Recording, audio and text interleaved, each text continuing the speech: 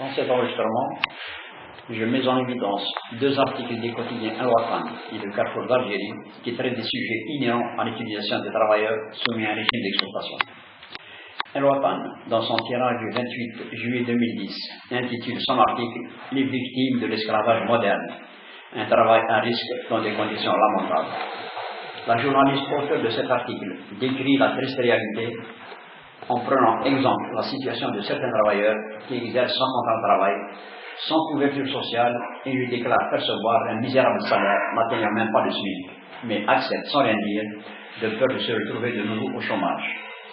Compte au quotidien, le Carrefour d'Algérie, dans son édition du 2 février 2014, il a inséré un article, les chiffres de la honte, relatant la réunion tenue au siège du ministère du Travail, animée par le ministre Mohamed Ben Rali, en présence des acteurs activant dans cette sphère. Le ministre a eu le mérite de mettre à nu le dysfonctionnement de la gestion du monde du travail, caractérisé par les infractions à la sécurité sociale, le régime indemnitaire, les salaires et les procédures de recrutement, et l'inobservation des lois sociales de 1990. C'est dans ce contexte que j'interviens aujourd'hui en exprimant mon indignation, en criant ma colère envers le PDG de la filiale Restorail, sous tutelle de la SNTF, qui utilise toutes sortes de mesures répressives, arbitraires, pour ne pas dire dictatoriales, en imposant son diktat, le silence, sa propre loi, à l'endroit de ma fille, victime déjà du licenciement abusif de l'ex-DG de la SNTF, Ladem Abdelhamid, en guise de représailles, suite aux révélations que j'ai faites sur la corruption et le dysfonctionnement de cette société. Après sa mise à l'écart en mars 2008, M. Benhammer, Mourad, qui l'a remplacé, a donné des instructions à la filiale afin de réintégrer ma fille, conformément à la décision de justice et les instructions de la DRH, qui précisent que toutes les décisions de justice rendues en dernier ressort deviennent exécutoires et suivies d'un pourvoi en cassation.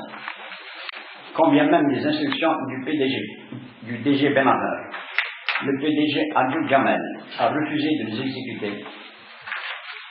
Je lui ai transmis alors le 7/2/2009 une requête lui demandant de m'indiquer officiellement le motif de son refus.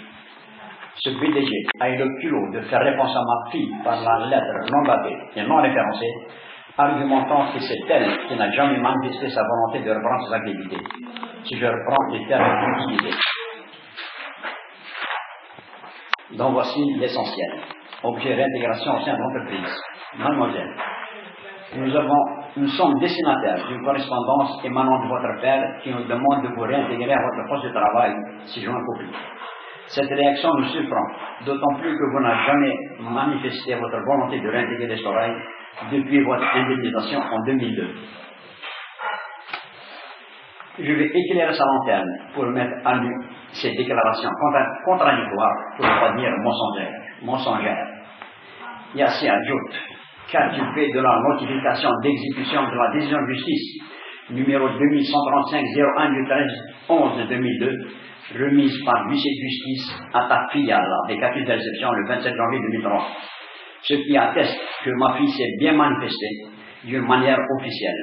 Cet huissier de justice, constatant le refus de la filiale d'obtempérer à la dite décision, a notifié le 16 février 2003 la non-exécution. Monsieur le PDG, qu'as-tu à répondre de la lettre du secrétaire national de l'UGTA adressée le 11 novembre 2003 au directeur général de la SNTF et dont tu détiens copie? Le contenu de cette lettre rappelle la loi 90-11 du 21/4/90 et les instructions du chef du gouvernement sur la reprise effective des travailleurs en possession de décisions de justice. Je me permets de te rappeler l'essentiel où il est dit notamment: Monsieur le directeur général, nous avons l'honneur de venir par la présence vous informer de la non-application de la décision de justice par la direction de la filiale Restorail, relevant de la SNTF, et ce, en faveur de la sœur Saïdi Soumia. Cette décision de justice dont nous faisons référence est relatée comme ci-après. Je poursuis dans un autre paragraphe. Pour cela, nous vous demandons solennellement de bien vouloir user de vos prérogatives réglementaires auprès de la direction de la filière Restorail afin d'appliquer le jugement dans l'optique de réhabiliter l'intéressé dans ses droits légitimes et réglementaires. ses droits se rapportant à sa réintégration à son poste de travail, le paiement de l'indemnité forfaitaire, ainsi que ses salaires depuis la notification du jugement jusqu'à son retour effectif, et ce conformément à la décision de justice. Est-ce que tu as bien compris, Sergio, la signification de ces termes? Le 10 octobre 2005, donc bien après 2002, j'ai adressé une requête à son directeur général, Lalaïm Abdelhamid, pour lui rappeler la réintégration qui ne s'est toujours pas opérée, faisant référence à la note de la Direction des ressources humaines, DRH XRH XP1CX, numéro 2202-2005, du 5 février 2005, qui porte sur le respect des décisions de justice concernant la réintégration des travailleurs afin qu'elles deviennent exécutoires. Tu détiens copie de cette note en faisant toujours la sourde oreille comme tu sais toujours le faire. En présence de ces documents, de cette vérité que tu ne peux nier, tu continues cependant d'extrapoler sur des mensonges où tu excelles, en déclarant dans ta lettre numéro 172-2009, du 30 juin 2009, que l'examen de sa situation ne fait ressortir aucune irrégularité, ni retard dans le paiement de ses salaires, et que la décision de justice a été appliquée par la filiale dans toute sa conformité, sans aucune ambiguïté. Si tu étais dans le vrai, Sergio, pourquoi n'as-tu jamais indiqué les salaires régularisés, les promotions octroyées auxquelles il ouvre droit depuis 1998, que tu n'as jamais appliquées, le pourcentage d'IEP dont elle devait bénéficier depuis 1998 qui ne s'est pas opéré à ce jour, alors que celui que tu nous mandates date de mars 2009, cesse de mentir, et d'entretenir un galant pharaonique d'exploiteur de travailleurs que tu soumets à ta boîte. Devant l'opinion publique qui va visionner cette vidéo, je te renvoie pour la énième fois à l'article 73.4 de la loi 90-11 du 21 avril 90, dans le paragraphe 2 où on lit ceci. Si le licenciement d'un travailleur survient en violation des dispositions de l'article 73, il est présumé abusif, ce qui est le cas de ma fille. Le tribunal saisit, statue en premier dernier ressort et se prononce sur la réintégration du travailleur dans l'entreprise avec le maintien des avantages acquis, ce que tu n'as jamais fait.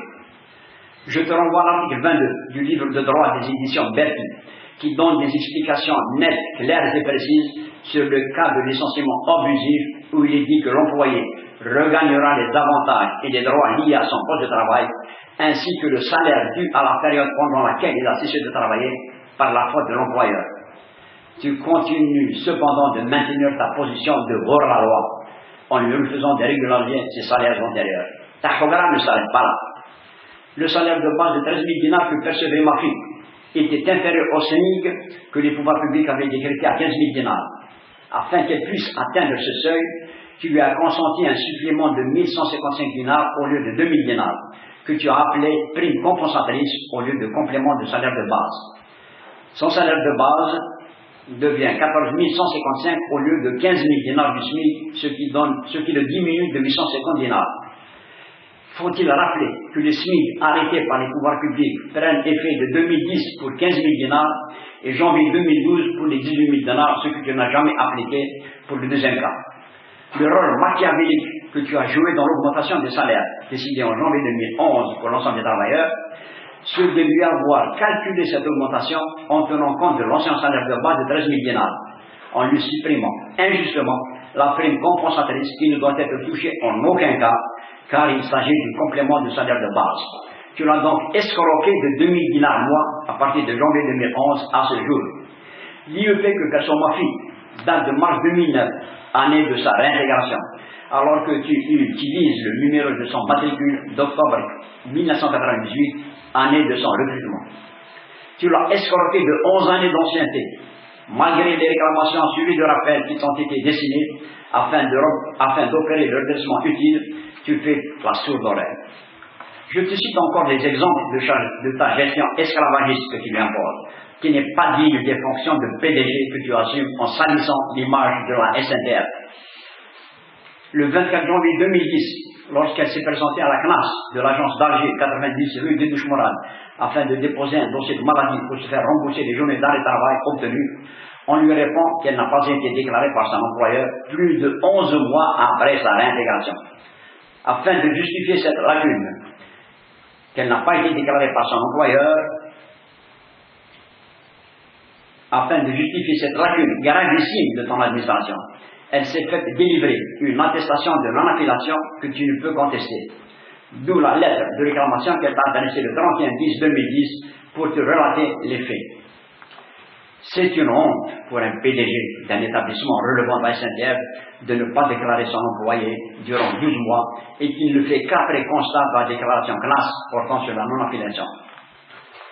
Que tu ne lui as pas mandaté la prime de scolarité de l'exercice 2009-2010 de son fils sans lui fournir de justification malgré sa réclamation et le nombre de rappels faits. Il a fallu mon intervention auprès du secrétaire de la section syndicale pour que tu lui mandates le mois de novembre 2013, soit avec un retard de 48 mois, en prenant soin de camoufler ta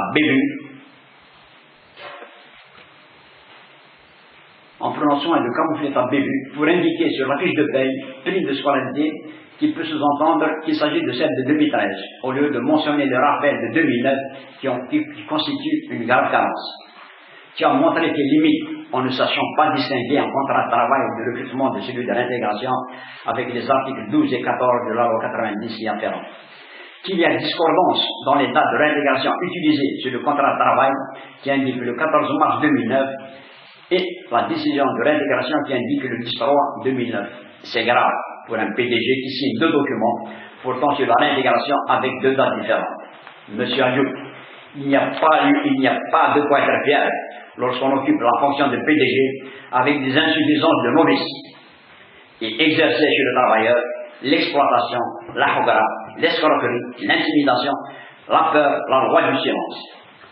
Monsieur Benjamin, vous êtes directeur général de la SNTF et je respecte votre avènement dans cette société. Je tiens à vous rappeler cependant ma lettre que je vous ai adressée le 26 novembre 2013, sous pli recommandé avec accusé de réception, sollicitant une audience que j'attends à ce jour.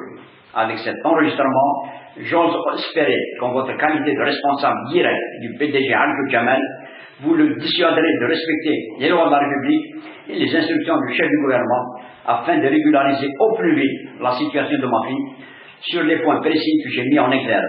J'espère avoir été clair dans cet enregistrement afin que vous preniez les mesures appropriées à l'encontre de ce PDG et du staff administratif composé de Kishita Al-Karim qui a montré ses limites, son incompétence de gestionnaire administratif et du retraité Al-Lul Fawzi qui occupe la fonction d'assistant PDG en l'assistant dans les mascarades d'une gestion honteuse de clochardisation de la SNTF.